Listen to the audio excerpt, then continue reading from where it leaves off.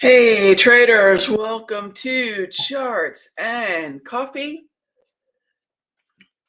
All right, back to the big mugs again for Charts and Coffee. Time to caffeinate and dominate. Great to see everybody. Happy Thursday, everyone. Hope y'all are doing great. We're going to dive into the economic calendar to kick things off. And where the heck is my economic calendar? And what I want to do here with you all really briefly is show you two economic calendars, not just Forex Factory that we look at from time to time here, which is this right here. I like to head on over to the calendar and scroll on down. Now, two things to keep in mind as we look at the economic calendar. What did the market just have to consider? What did it just digest? And we know that we had two really major events: Tuesday, Brainerd, and then Wednesday, yesterday, the FOMC minutes. And it was revealed that there were a number of members, I don't think they gave an exact count of members, that favored the 50 basis point hike in March, the last meeting. So clearly this maps out to more members that are fine with the 50 basis point hike in May and possibly even June, which is what it seems we're mapping towards. So then we get into Thursday. We have the unemployment claims that came out about 32 minutes ago. Villard speaking now. We'll take a look at how the markets are responding. Natty gas storage. Look, one of the best trades that I've had going from February into March and into April has been that continuing uptrend in natty gas. Yes, it certainly was not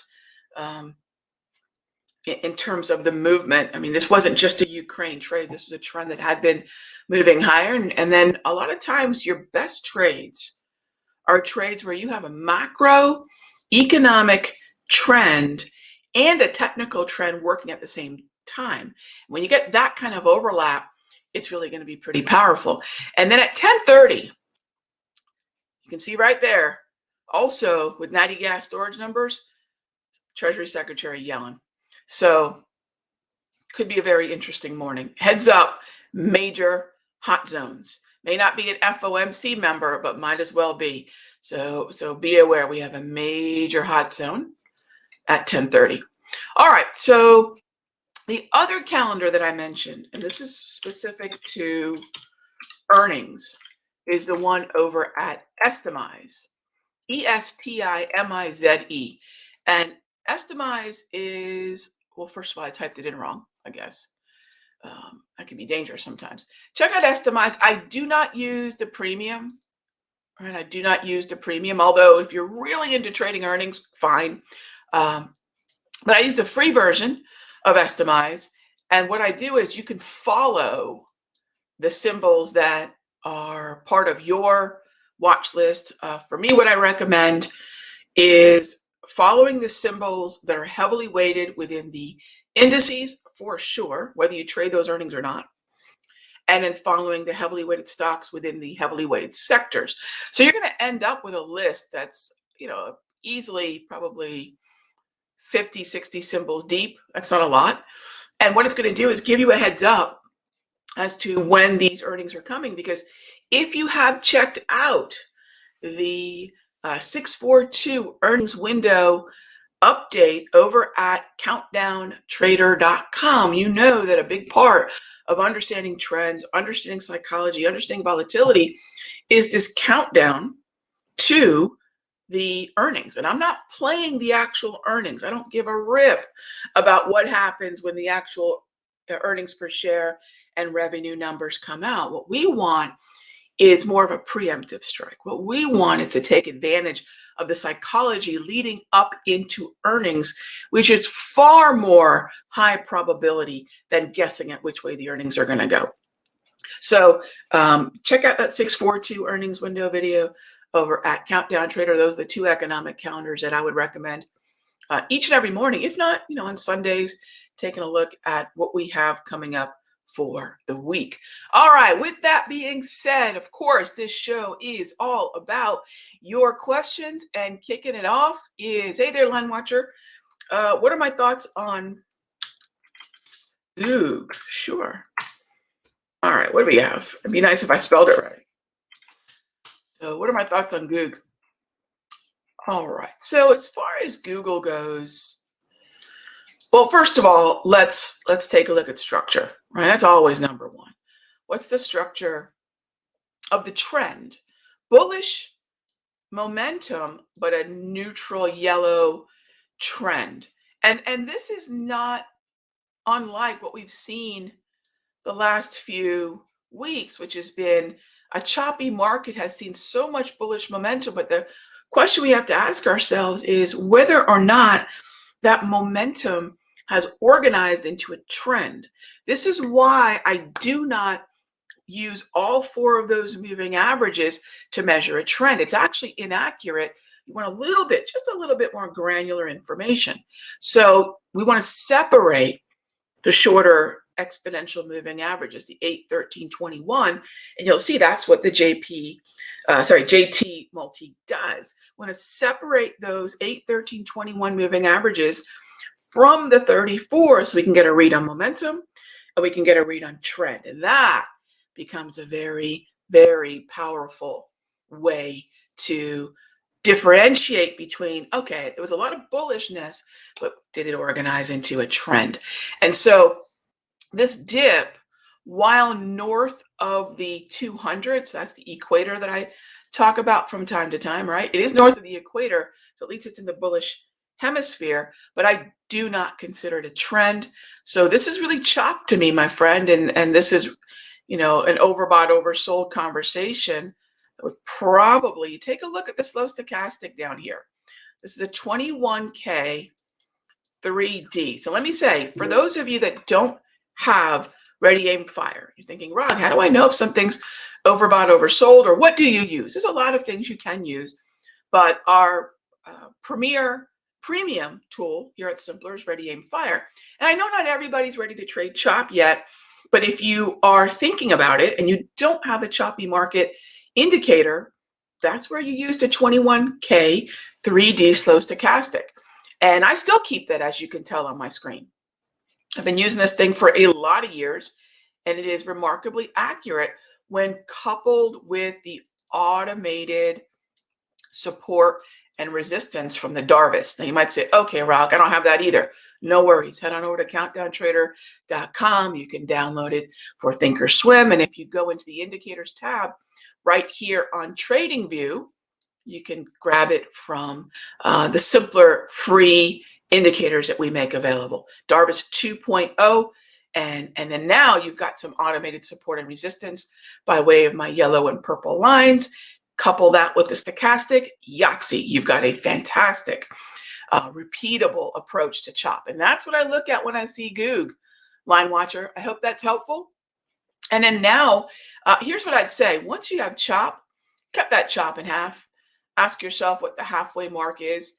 Keep an eye on the 2700 area, 2710, 2700. I'd keep a really close eye on that. And by the way, I am not in any way bullish the markets. We're in a choppy market, and I think, generally speaking, I'm still looking at S&P, NASDAQ, Dow coming off an overbought ceiling. All right. Next up, Chris asks, what time frames do I use when making decisions, and why? It seems that you are usually on a daily or 2-minute, if I have seen correctly. So, Chris, the layout that I use, and I actually don't have Thinkorswim running right now, but it's a 3-chart layout. And by the way, if anyone is a member at Simpler Trading of the day trading room, options room, futures room, or my Sector Secrets Mastery, go up into the room drive. There's a little folder icon on the upper corner of the room drive. In fact, that thing right there, right, in those rooms.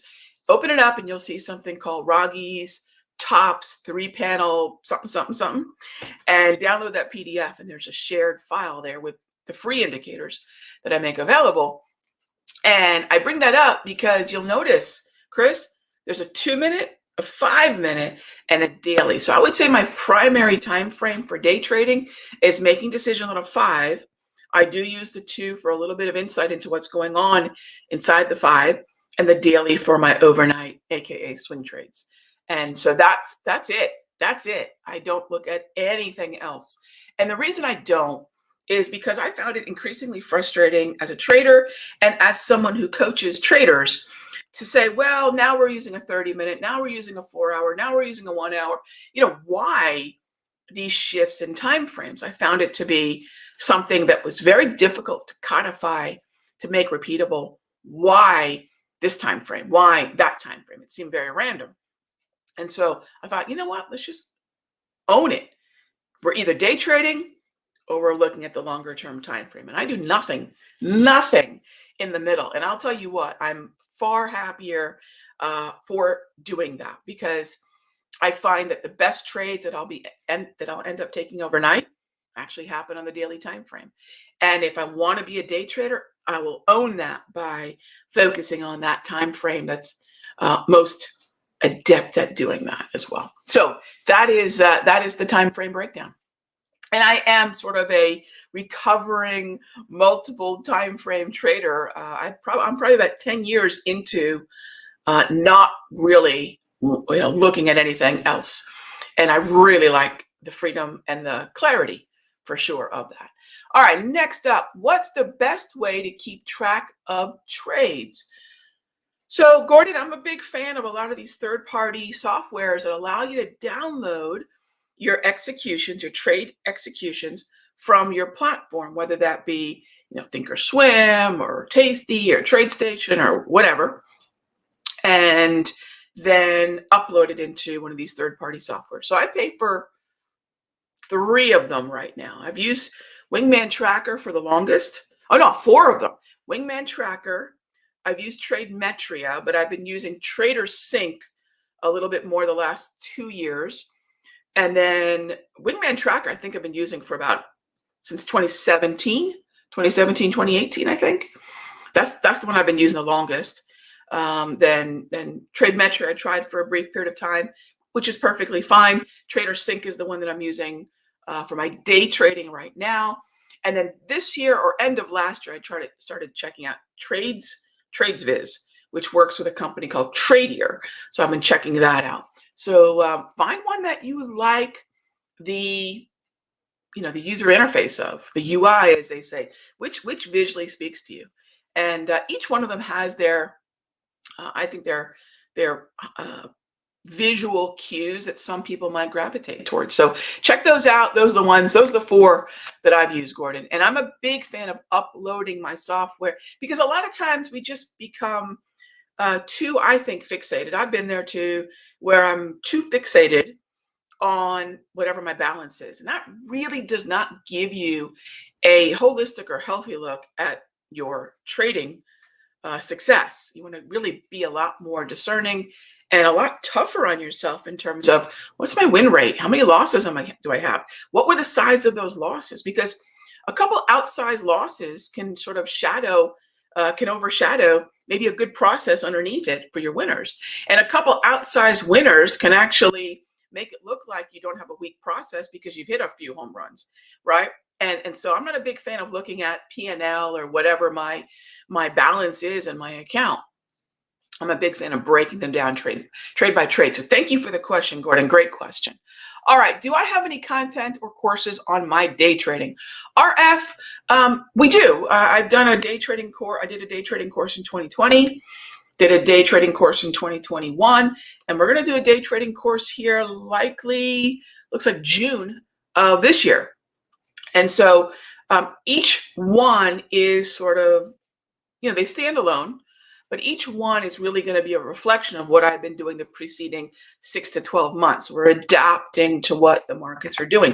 2020 was, different than 2021. 2021, the difference was, hey, let's look at how weekly and daily timeframes especially can give us insight into sentiment.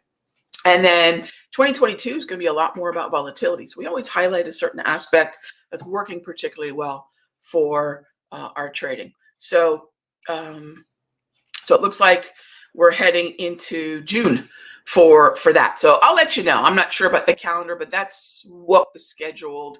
And then, yeah, you can check out our roster of classes back at the Simpler Trading website. All right. All right. Moving on to how do I determine when my when position size? Hang on. How do you determine when your position size for only one level, conservative versus moderate versus the entire position size? Kevin, if you've checked out the video that I give all the mastery folks, I'm guessing you might be familiar with that because of your question. You'll see that what we do is we budget. We look at our account balance. This is a very simple arithmetic approach where we look at our account balance. We just run it through some simple arithmetic. It's not even mathematics. It's some simple arithmetic to determine what a budget should be. I'm a fan of a fixed bet size. I do not vary bet size. I think that is borderline delusional and if not ineffective. Whoa, Rog, that's a lot there. Why? Because varying bet sizes are either because of two things. One, it's a larger amount of capital allocated to a trade because it's simply a more expensive one, either higher initial margin or higher cost per option. Well, expense should not vary my bet size because expense is just that. Maybe a trade is unaffordable. I should not give it more capital. The other reason, and I think this is where the delusional side comes in, is as if I know in the onset of a trade that this one's going to be a winner. So let's make this trade bigger, right? Because we're pretty sure this is going to win. Gang, I am always shocked every month by, of all the trades I put on, which one's going to be a winner.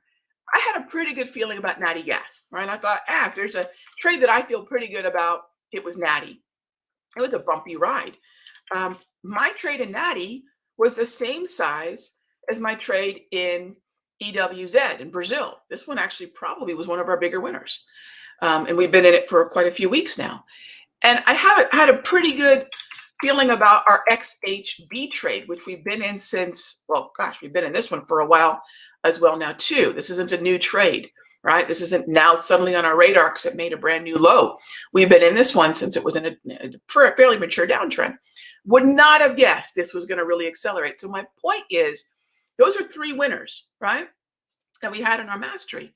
But there's no way I would have said, well, XHB is going to be better, so let's allocate more capital. EWZ, I'm not so sure. You know what I'm saying? I didn't know, right? I just posted something on my Twitter yesterday that says some traders think, and gosh, the way they talk, some traders think that trading is all about predicting where the markets are going to go. Not so, gang. Trading is about knowing what you're going to do when it gets there.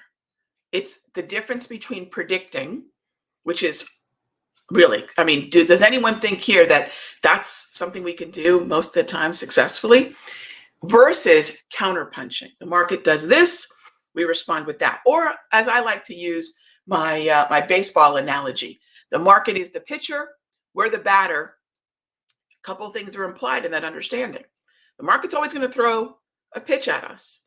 I don't have to swing, right? As Warren Buffett so perfectly put, we're in a no strike called game. We can watch 1,000 pitches go by. Strikes or no strikes, we can't get called out, right? We get to choose what we're going to swing at. Then that means the only thing we have to worry about is knowing our zone. As a batter, I need to know where I have the best batting average from. And every batter is going to have a different comfort level with that box, with that, with that zone that they're going to succeed in. So with that being said, I just presume my job is to wait for the pitch that I know is best for me, and then swing at that, and presume that I have just as much chance of getting stopped out as I do succeeding. And therefore, fixed bet size, that's what it's called. Basically, every single trade is of the same size, not the number of contracts, but the number of dollars that I commit to the trade.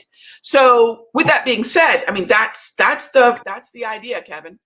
That's goes right back to the math, to the arithmetic. Gosh, math makes it sound so fancy. It's not. I'm an English major, gang. I did the best I could to avoid arithmetic going through college. And if you're good at math, awesome. right? Awesome. It's going to give you a tremendous edge. I'm not proud of the fact I'm working on it. In fact, I've got a couple books on my shelf that I've been working with. Barbara Oakley has a great book for those of you that struggle with numbers. Barbara Oak. I know it sounds hilarious. And Raghee, you're a trader that struggles with numbers. I'm telling you right now, I really am.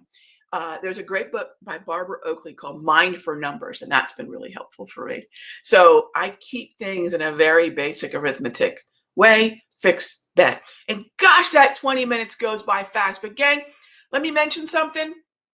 If you didn't catch the question and the answer with Kevin asking, thank you, Kevin, for asking that. If there is a holy grail to trading, I promise you, it is not a secret squiggle. That's what I call an indicator. It's not a secret squiggle, even one of mine. It's not a super secret unicorn of a strategy. It is about position sizing and understanding risk per trade. If you get that down, the fact of the matter is we can all make money in very, very different ways in this market. Get that part down. And I hope that was helpful. And I will see you all tomorrow, 9 a.m., same time, same station. Be good to each other, gang. I'll see you then.